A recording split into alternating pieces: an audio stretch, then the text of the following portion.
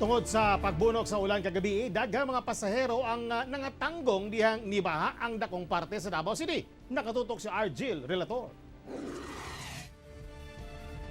Kusog nga ulan ang nasinati sa Davao City kagabi.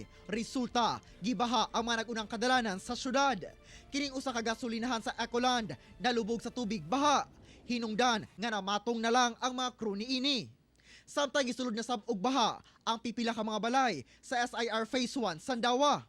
Sa Bahada area, tungod sa kataas sa baha, daw balod na sa dagat ang makita sa matag pag-agi sa mga tag-as nga sakyanan.